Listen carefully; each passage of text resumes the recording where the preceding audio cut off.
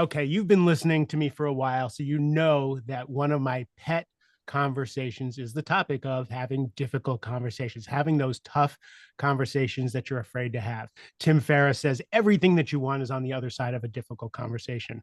One of my mentors read the Rising Leader Handbook and he distilled it down. He wanted to give me a pithy little one-liner, and he said, if you're having trouble with your leadership, you're not having enough tough conversations.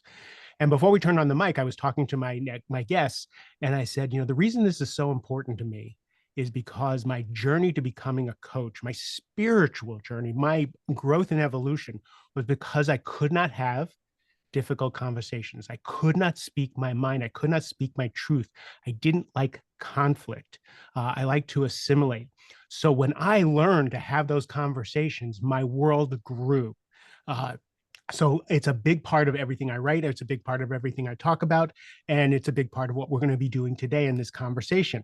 Officially, my guests are Gene Hammett and his lovely wife, Amanda Hammett. Gene is a leading authority on executive team alignment and high growth leadership with over 40 million in revenue across the companies that he's led.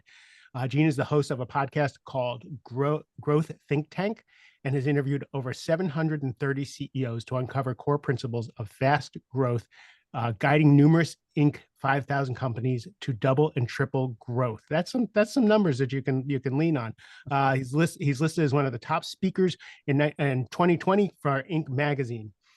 Amanda, co-founder and CEO of Core Elevation, is globally recognized as a leader in leadership development and next generation talent retention, which we all need because we're all trying to fill these positions and grow people from the inside. She advises Fortune 500 executives and Inc. 5,000 founders on transforming organizations to boost employee retention. She also co-created the Leadership On-Ramp program, helping companies turn managers into leaders amid hypergrowth. The reason they're here, besides the fact that I really like them and enjoy their company, is together they wrote and co-authored the book, How to Have Tough Conversations, the framework for great leaders to say what needs to be said when the pressure is on. What a great title. Amanda, Gene, thanks for being here. Thank you, Mark, for having us. So this is going to be great. I got a husband and wife on, and we're going to decide who's going to talk and when, and we're going to all be stepping on each other, and it's going to be a great conversation. So when I first started talking to you, Gene, about, you and I just had reconnected and we were talking about different things. And you mentioned that you and Amanda wanted to write a series of books that didn't have a lot of fluff, didn't have a lot, like it wasn't a big book. It was basically a manual on how to do things as a leader. And the first one is this, is that, tell us about writing this book and who you wrote it for. Yeah, that's a pretty good example. I mean, it goes back a little bit further. I wrote a book that was officially called, or the working title was Help, I Need Leaders Now. And I wrote it with Amanda, and we wrote the book. We have different writing capacities as people do, right? I write pretty steadily, and she had to lock herself, wait, and wait a little bit more, and locked herself in an Airbnb for 3 days and wrote her half of the book. But we step back from that and just looking at it goes, it's too long, it's too much to try to put into one, book for someone to absorb. And my coach had challenged me, is like, well, which element of the book, which chapter, if you will. So I think it's chapter 18 end up becoming a book. And they joked at me and they're like, oh, you're going to have a tough conversation with your wife about tough conversations, and that being your next book. And it actually went really smooth. She took it like a champ, and she's like, yeah, I know we just wrote this book, but you're right. We need to write the book about how to have tough conversations. Love it. So Mando, tell me about your relationship with this topic, since you work with emerging leaders, bringing young talent on board. What's your relationship with this topic? Honestly, this is something I see every single day in my own coaching of these emerging early leaders, up to, leaders who have been leading teams for 20 years. And we're still having this conversation about, oh, I need to have it, but I just don't want to. And so it was very much a need, because there are a lot of books out there. There's a lot of articles out there talking about how you need to have tough conversations. It's so important, so important. But the feedback we were getting for years was, but I need that step by step.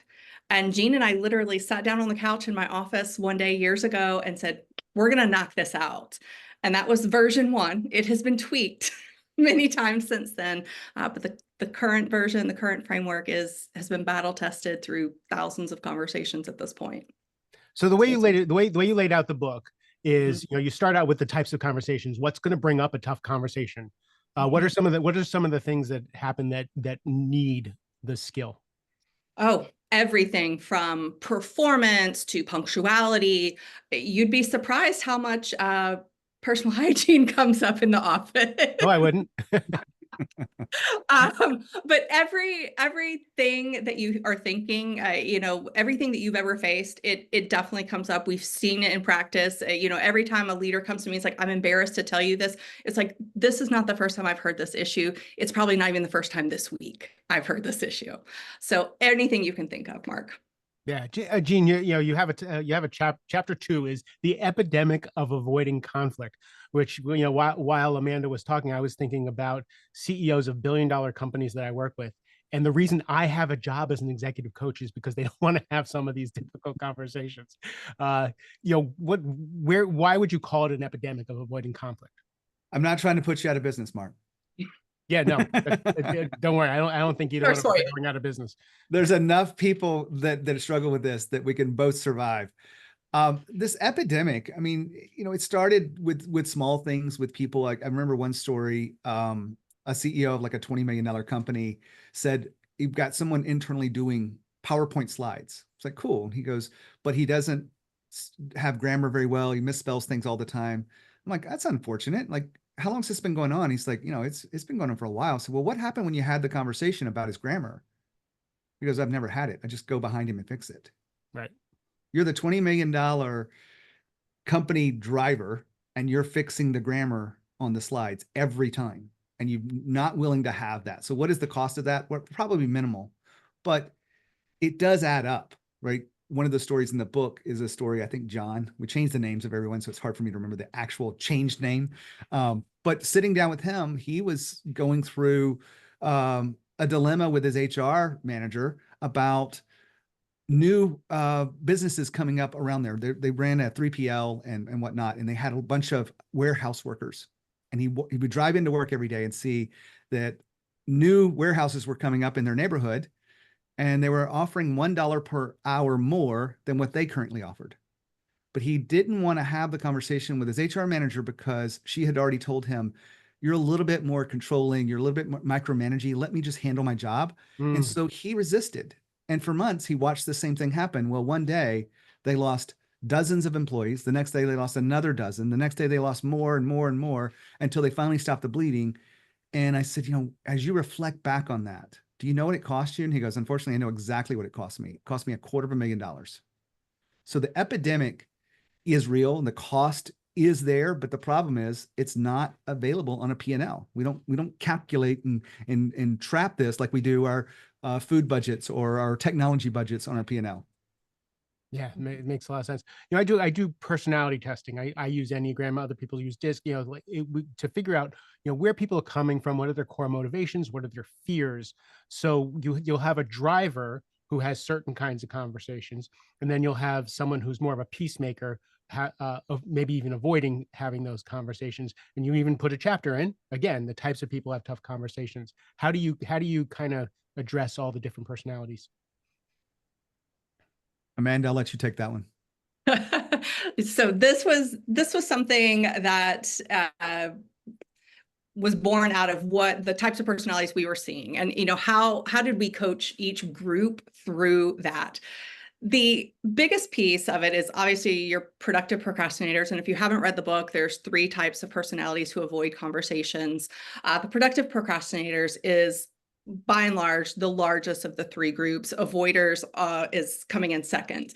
But basically the thing that really drives us and the thing that really drives them is like, how do you get them to see what this is costing them? How do you get them to see what this mental load is costing them, and really start to help them pinpoint for themselves to motivate them in order to have these conversations? Because the last thing that we want to do is for these issues to fester to the point where there's an explosion and you just go off the rails and start firing people left and right. That leaves you open to a lot of different liability issues, legal issues, and all of those fun things.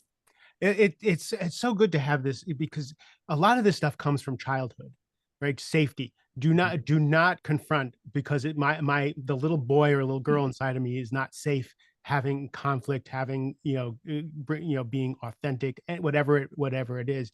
And you start the book and you talk about how all this is learnable. These are skills you can learn. So having a how-to, again, helps someone who has these fears kind of baby step their way through the fears and grow. You have a chart, the 4 phases of a tough conversation. What are the 4 phases of a tough conversation? I'll take this one because I had to fight for this one a little bit. I don't think Amanda was completely bought into the 4 phases, because I wouldn't say it was the last thing we added, but it was toward the end of the book. When I was using it with clients, I was realizing that the first conversation that you have with someone is different than the third. And a lot of times we're getting to the third and they're saying, why am I here again? Why am I having to have the same conversation with you again? And it's frustrating, and I get it. And so I started stepping back from that, and I was like, all right, well, what if we did put these into 4 phases? How would we use it? And so the first phase is understand and clarify, which is simply, mimicking the Stephen Covey stuff about, seek to understand, then to be understood. Mm-hmm. But it really is about being curious about what's going on with the person. Instead of lashing out and saying you did it wrong, you're asking questions. You're being more of a coach in that phase than you are in the others. The second phase is name the pattern. So if you're having to get to another conversation, or maybe it's a third or fourth, you want to be able to name the pattern, which is not about naming the person, because I've had some leaders that have said some colorful words inside of our conversations about how people are showing up, but it's about looking at the pattern. One of the clearest examples I can give you is someone who doesn't show up for the meeting. They're not just late, they're disrespecting everyone. If you have the conversation on showing up late, it's very different than if you have the conversation on disrespecting the team. It hits you much deeper when it's impacting others, whereas you being late is about you and your time management or lack thereof. Mm-hmm. So that's the impact of the pattern is disrespectful. Exactly. And then the third one is if it gets to this point, it's time to truly be direct. So that's the third phase is be direct, which is where you lay it out there where they can't misunderstand it. This might be a PIP in some of you's language. I have another client that calls it a memorandum of understanding. And they will document it formally about what you're expected in this role. And it is really, to me, you have to go through this before you're going to fire someone, because if you go into it and just fire someone without them knowing it, it's really poor leadership, in my opinion. They should never be surprised. They should have a couple of lead-up conversation, and maybe they get to this phase 3, be direct, and look, you're not really paying attention to the details you need to. Maybe it's your grammar, maybe it's your disrespect of the team, whatever it may be, but you're being direct, you're speaking in a way that can't be misunderstood. And then finally, the 4th phase is the exit. We can't exit all relationships, but we can decide not to invest energy into them. We can decide not to continue to be friends. But in business, sometimes you have to exit people. And I don't think it's a bad thing. I think it's actually what I've seen, because I'm sure Mark, you've seen a lot of people that have had to go through the firings of other people. Those people that are on the firing block, if you will, they aren't happy. Right. Typically. They aren't really able to live themselves. They're not able to be themselves. They're walking on eggshells, or they don't feel like they belong there. And so I think the exit really is, another word for it is, you're just setting them free to go be at a place that's right for them. And if you look at it from that way, it's a little bit easier to have that conversation. But so those are the 4 phases. I can repeat them for you if you want me to. I got it. It's understanding and clarify. It's name the pattern, be direct, and exit. Because I take notes. Yeah. So what's the magic question? Gene, I'm going to let you take this one, because this is really your job. Being a coach, you come up with coaching questions that you go to quite a lot. I don't know if we don't have the same style, Mark, but I know that you've been trained by some great people, and there's some questions you probably like more than others. And I would listen to a CEO or some executive of a fast growing company, and they would complain about Susan or Jeff or Jack. And they complain and complain and complain. I'm learned, I know part of coaching is listening because they don't have someone to talk to about these things. Right. They can't go to their executive team. They can't go to their board. Sometimes they can't go to their wife because their wife's tired of hearing it. And they come to a coach to have these different conversations. So I'll let them go on. Maybe it's 3 minutes, maybe it's 4 minutes sometimes. They need to get they even need to be a place to be a victim. They have to be like not a leader for a little bit, just, let their guard down. So yeah. I agree with you because I have stolen something from, I think, Rich, because I know you trained with Rich. Hide nothing and hold nothing back. Right. And I use that inside of my conversations to set up a framework. And it's that I want them to be, if they feel like the victim, I want them to tell me how they've been disrespected. Exactly. And they get it out.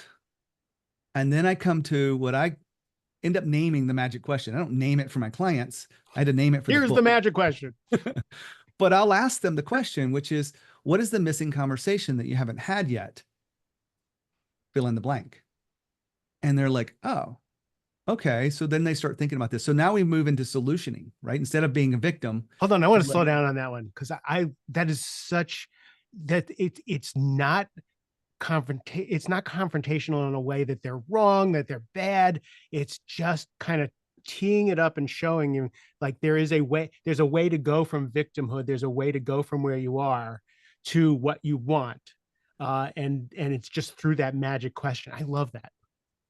I remember one of my clients had gone on vacation, and one of the kind of plays I will run before you go on vacation, meet with everyone on your team and make sure they're clear about what they're expected to do. Because my hope is that every leader that goes on vacation can actually go on vacation. My wife has taught me this lesson. I haven't always been that person. I've been the person that would work in the mornings or squeeze in a few meetings here and there. And it really does distract, not just from the family and the connection you have, but from your ability to recharge. And so my belief is that we should go on vacation and really be on vacation. So you have a meeting before you go on vacation and you set the intentions, you be explicit, all that stuff. It's not a tough conversation. It's just like, what are you working on? What are your deadlines? What does good look like? All the things that they want to know. So he did that with everyone on his team. And he comes back and one person didn't do the work. And so now they're behind. And I go, what's the missing conversation you haven't had yet? And he goes, well, how are we going to catch up? So, well, that's one conversation, but is that really the heart of it? And he comes back and says, are they still committed to being here? And I was like, that's it. What if you had that conversation? And we talked about it for a few minutes. He goes off, has the conversation. I will tell you, I mean, this is one of the things that this happened years ago. And every time it comes up, I think about it because he goes, they're doing great. It's never been an issue since that one conversation. Now, I'm not saying this happens every time. I wish it did. I wish we were one and done with every conversation we had. But in this case, he got to the heart of it. And this person said, I am committed to being here. I am loyal to you. I'm sorry I let you down. Let's rebuild this trust. Mm-hmm. That's the kind of conversation that changes behavior. That missing conversation has been the most asked question, I think, in my coaching over the last 12 years. It's such a gateway to where you want to go. So for me, one of the things I stress a lot is if I can get you grounded and present, I don't have to play whack-a-mole with a lot of behaviors. Like if I can get you in the moment, if I can get you in relationship, if I can get you here and now, and you even have a whole section on how presence is essential. Why is that essential to be able to have good, tough conversations, productive, tough conversations? Amanda? I'm sorry, my internet cut out and that's why I missed half of that. Okay, so I'll leave the preamble. So you talk about in the book that presence is essential to being effective and having what the result that you want from these tough conversations. Why is that important? Oh gosh, the presence piece is something that I think people think that they are doing well for the most part. But it's something that there are so many distractions in our lives. We are not doing it as well as we should be, and not showing other people respect the way that we should be showing them. These little devices, all, sitting on our desk and how distracting they can be, and the notifications popping up. Even if we're not responding in that moment, it is distracting. I've had so many conversations with leaders about, hey, when you're having a conversation that has career implications, you should not be checking your email. You should not be reading something else. You should have your laptop down eye to eye because this matters. You need to be with this person in this moment. And when we do exercises that flips that and shows them what it's like to be on the receiving end, it's like, oh, I don't like that as much. And so Mm. I think that's one of the big lessons in this particular book and in our framework is like really honing in on that presence piece and making sure that we are all practicing presence a lot more.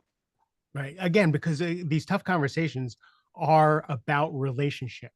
It's not just about the result. It's not just it's about being in relationship to find out what's the best solution. Even if the best solution is we part ways, it's being in relationship, and then you have something worthwhile, at the end that you can build on. I love that.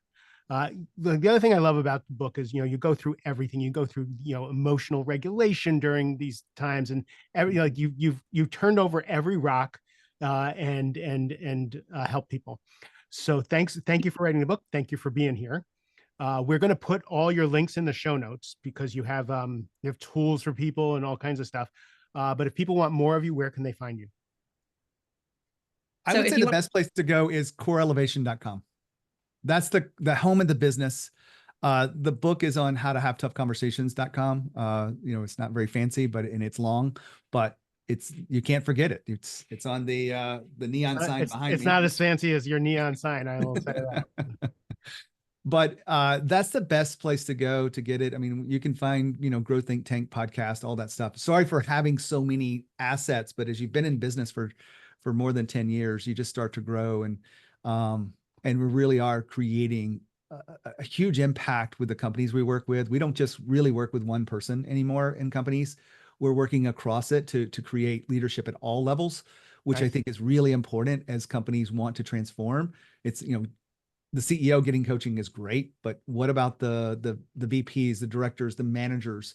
So thank you for the work that you're doing, Mark, with, your Rising Leader handbook and all of the things that you do for leaders as well.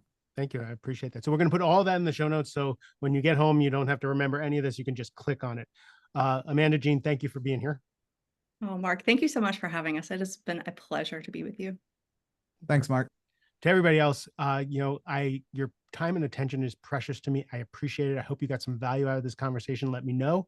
I love you. Have a great rest of the day.